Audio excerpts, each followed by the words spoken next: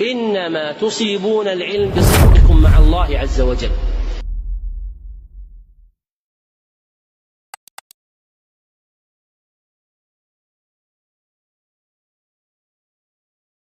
Sachez que Allah Azza wa Jal nous a ordonné dans le Coran de faire la compétition.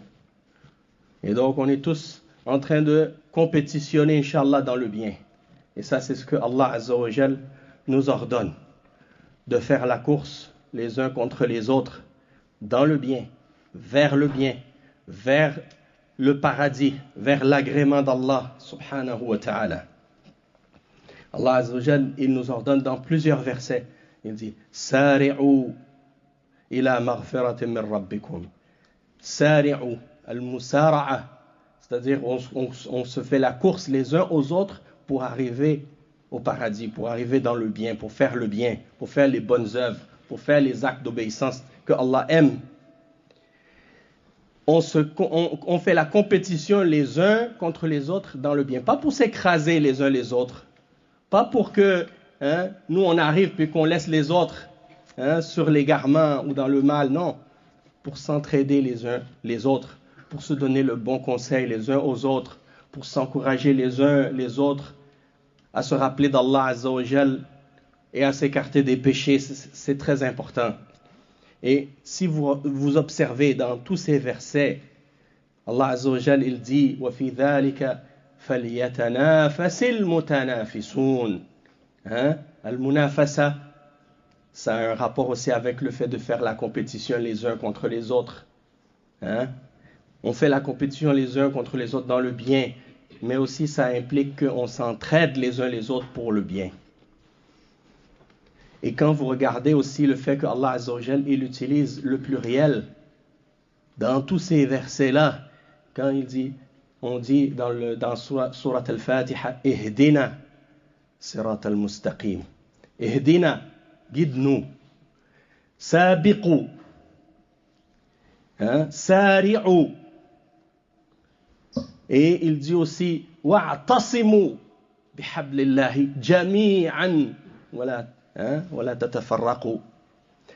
Tous ces versets sont au pluriel parce que Allah Azza wa Jal, il ordonne à tous les croyants de compétitionner les uns contre les autres dans le bien, de s'entraider les uns les autres, de se cramponner tous ensemble. Pourquoi? Parce que l'islam, c'est pas une religion basée sur l'individualisme, dans le sens que chacun pour soi, on n'a pas d'intérêt pour les autres. Chacun pense à lui-même seulement, et tant pis pour les autres. Non. L'islam, c'est pas basé sur l'égocentrisme et l'égoïsme, et le fait de ne penser qu'à soi. Non. On n'est pas tout seul à avancer sur le chemin droit que Allah nous ordonne d'emprunter et de suivre. On est ensemble sur ce chemin-là. Et Allah Azza wa Jalla, il dit innamal mu'minuna ikhwa. Les croyants ne sont que des frères. Et le fait d'être un frère, ça implique qu'on doit s'entraider et s'aimer et s'encourager dans le bien et de se rappeler les uns aux autres le bien. Lorsque tu vois un de tes frères qui s'éloigne de la jama'a, tu le ramènes, tu lui fais le rappel, tu lui donnes le conseil sincère parce que tu l'aimes pour Allah. La yu'minu ahadukum hatta yuhibba li akhihi ma yuhibbu li nafsihi. Nul d'entre vous ne sera croyant tant qu'il aime pour son frère ce qu'il aime pour lui-même. Tu aimes la guidance pour toi-même, tu aimes le paradis pour toi-même, tu aimes le droit chemin pour toi-même, tu aimes la prière pour toi-même, tu aimes le rappel pour toi-même, tu aimes le Coran pour toi-même. Alors tu dois l'aimer pour ton frère aussi, tu dois l'aimer pour lui, tu dois lui faire le rappel, l'encourager à venir vers Allah Azza wa Jal avec toi. Et donc ça veut dire qu'on avance tous ensemble sur ce chemin droit d'Allah, les uns avec les autres. Il y en a qui arrivent plus vite, il y en a qui arrivent plus lentement, il y en a qui marchent, il y en a qui courent, il y en a qui rampent, mais l'important c'est qu'on est tous sur le même chemin et on avance ensemble. On se fait tous la course dans le bien et on essaie de s'encourager les uns les autres. Allah Azza wa Jal nous ordonne de donner le conseil les uns aux autres dans le bien. Ad-dinu nasiha, la religion c'est le bon conseil. Donc quand tu vois ton frère qui est négligent dans des choses qu'il doit faire, ou qui s'avance vers des choses qui sont mauvaises pour lui, ton devoir, c'est d'être sincère envers lui et de lui faire le rappel et de lui dire ce qu'il ne veut peut-être pas toujours entendre, de lui dire des choses qui sont parfois peut-être dures pour lui d'entendre ou d'accepter. Des choses que s'il les entend, il peut se sentir parfois jugé ou critiqué, sauf que lorsque ça vient du cœur, lorsque c'est fait avec douceur et sagesse, lorsque c'est fait avec sincérité, tu ressens que la personne qui te fait ce conseil-là, il veut ton bien. Il veut t'encourager à avancer avec lui vers Allah Azza wa Jal. Et ça, c'est quelque chose que nous, à notre époque, on a perdu, beaucoup d'entre nous, parce qu'on a été influencés par des mentalités qui sont en contradiction avec notre religion, avec l'islam. Aujourd'hui, les gens ne s'encouragent pas dans le bien, ne font pas la course les uns aux autres dans le bien. Ils font la compétition les uns avec les autres dans le péché, dans la transgression et dans le mal. À savoir qui va faire le plus gros péché que l'autre, qui va faire la plus grosse bêtise que l'autre, qui va faire la chose la plus honteuse. Comme s'il y avait quelque chose à gagner à la fin. Eh bien, c'est ça que les kuffars font, en grande partie dans leur dunya. Ils s'encouragent dans le péché et ils se félicitent les uns les autres lorsque l'un d'entre eux a réussi à faire un péché plus grave que l'autre, et ils s'applaudissent dans le haram et dans l'égarement et dans la déviation et dans la transgression de la foi. Tandis que les mu'minoun, c'est le contraire. Allah Azza wa Jal, il répète et il répète, fastabiqul khayrat, faites la course vers le bien. Et il nous appelle à être parmi les premiers, d'être parmi les sabiqoun. As-sabiqoun, as-sabiqoun, ulaika al-muqarraboun. Wa kuntum azwajan thalatha, fa ashabul maymanati ma ashabul maymana, wa ashabul mash'amati ma ashabul mash'ama, was-sabiqoun, as-sabiqoun.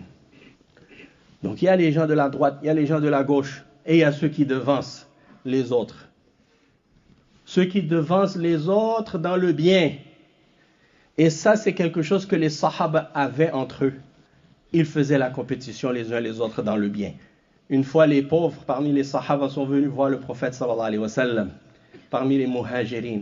Ils ont dit, ô messager d'Allah, on fait la prière et les riches parmi nous font la prière. On fait le jeûne et les riches parmi nous font le jeûne. On lit le Coran et on fait beaucoup de hasanat. Et eux aussi, ils font des hasanat et ils lisent le Coran. Mais eux, ils font quelque chose que nous, on ne peut pas faire. Ils donnent de leur bien, de leur argent en sadaqa. Et ils libèrent des esclaves. Nous, on n'a pas de richesse, on n'a pas de bien pour faire sadaqa.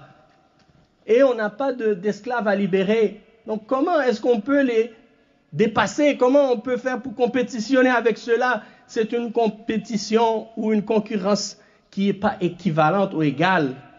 Il y a un décalage entre nous. Et le prophète alayhi salatu wassalam leur a fait comprendre que leur compréhension de la sadaqa, elle n'était pas correcte. Parce que eux, ils ont compris que la sadaqa, c'était seulement sadaqa avec l'argent. Alors qu'en réalité, non. La sadaqa, ça comprend tous les actes de bien que tu peux faire dans ta vie. Une bonne parole, un sourire que tu fais à ton frère, aider ton frère dans quelque chose qu'il a besoin, il a besoin d'un coup de main, ou n'importe quoi que tu fais de bien, ordonner le bien, interdire le mal, faire le rappel à ton frère, tout ça, ça fait partie de la sadaqa. Et il a dit même des rapports que tu fais avec ta femme quand tu es marié, dans le halal, tu remplis tes désirs. Dans le halal, Allah il te récompense pour ça. Il te récompense toi et il récompense ta femme. Et les sahaba étaient étonnés. Comment? Ô messager d'Allah, même qu'on fait quelque chose dans lequel on a un plaisir et on a du bien, et on est récompensé en plus pour faire ça, Il a dit oui. De la même manière que si vous l'aviez fait dans le haram, comme ceux qui vont par exemple dans des relations en dehors du mariage avec des femmes et qui font le zina, ils sont châtiés. Il a dit de la même manière que quand vous le faites dans qu'est-ce qui est halal, Allah vous récompense. Allah vous récompense. Donc c'est une sadaqa. Et donc, quand les riches ont entendu, le prophète sallallahu alayhi wa sallam, il a vous dit 33 fois subhanallah, 33 fois alhamdulillah, 33 fois Allahu Akbar. Il dit quand vous faites ça, personne ne sera meilleur que vous excepté celui qui fait la même chose que vous. Et après ils sont revenus voir le prophète sallallahu alayhi wa sallam, ils ont dit oh messager d'Allah, les riches ont entendu qu'on avait fait ça, eh bien eux aussi maintenant ils le font. Il a dit dhalika fadlullah yu'tihi ma yasha. Voilà la grâce d'Allah, il la donne à qui il veut. Alors ultimement c'est certain que Allah Azza wa Jal, il a favorisé certains de ses serviteurs sur d'autres. Mais tout ça, c'est selon les efforts de chacun. Allah Azza wa Jal, il dit wa an laysa lil insani illa ma sa'a wa anna sa'yahu sawfa yura thumma yujzahu al jazaa al awfa. Est-ce que l'homme aura autre chose que ce qu'il a fait l'effort pour obtenir? Tu fais l'effort pour obtenir des niveaux plus élevés dans le paradis, eh bien tu vas l'obtenir. Quand les sahaba, le prophète sallallahu alayhi wa sallam l'a dit, les gens dans le paradis, ils regardent les niveaux élevés des gens qui sont à des niveaux supérieurs dans le paradis, de la même manière que nous, dans ce bas monde, on regarde une étoile filante qui passe de l'est à l'ouest dans le ciel. On a dit, regardez, ça c'est les demeures des salihin, des anbiya, qui habitent en haut là-bas, dans le paradis, alors que nous on est en bas. Et un d'entre les sahaba qui a entendu cette parole du prophète sallallahu alayhi wa sallam, il a dit, mais ça c'est seulement pour les prophètes, et les gens, parmi les serviteurs très élevés, parmi les anbiya et les mursalin. Il a dit, un homme qui est sincère et qui fait des bonnes œuvres, il peut lui aussi atteindre ces degrés-là. Ça veut dire qu'il n'y a pas d'excuse en réalité. On peut tous atteindre et aspirer à atteindre des degrés supérieurs. Mais pour faire ça, il faut faire les efforts, il faut s'encourager les uns les autres. Il faut s'entraider les uns les autres. Des fois, tu vas être sur le chemin, tu vas sentir que tu as de la fatigue.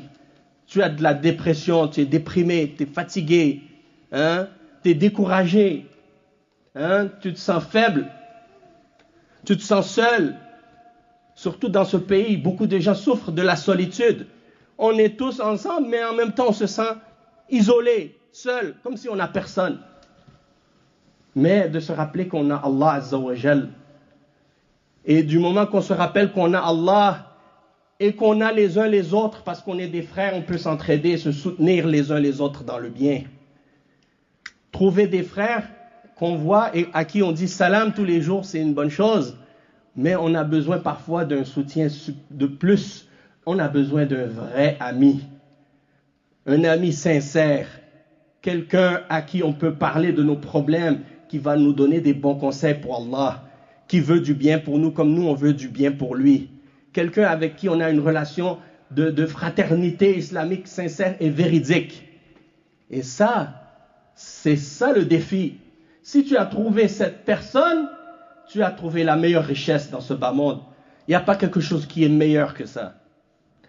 Il va te soutenir dans tes moments de faiblesse. Il va te rappeler d'Allah Azza wa Jal. Il va te donner le bon conseil. Il va te dire, mon frère, relève-toi. Fais qu'est-ce que tu as à faire.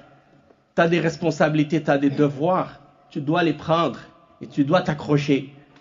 Et quand on a un frère comme ça qui nous relève, eh bien on a quelque chose qui vient par la suite qui nous donne cette énergie-là de continuer. C'est comme ça qu'on doit être les uns pour les autres. C'est comme ça qu'on doit essayer de devenir les uns pour les autres, de s'aimer pour Allah, de s'encourager dans le bien, de ne pas être jaloux les uns des autres ou de s'envier les uns les autres, mais au contraire, d'espérer le bien les uns pour les autres, de ne pas avoir de la rancune ou de la rancœur dans notre cœur les uns contre les autres, de ne pas se réjouir du malheur de notre frère lorsqu'il est tombé, mais au contraire de lui donner un coup de main pour qu'il puisse se relever. Toutes ces choses-là, c'est des choses que l'islam nous enseigne. Mais pourquoi on les oublie? Parce que le shaitan, il vient toujours pour essayer de nous éloigner de ça. Le shaitan, il veut semer entre nous la zizanie et la fitna, tout le temps. Et créer toujours des problèmes. Si vous voyez que des problèmes commencent à apparaître entre les croyants, sachez qu'il y a un shaitan qui tourne dans les parages. Qu'Allah nous préserve. إنما تصيبون العلم بصدقكم مع الله عز وجل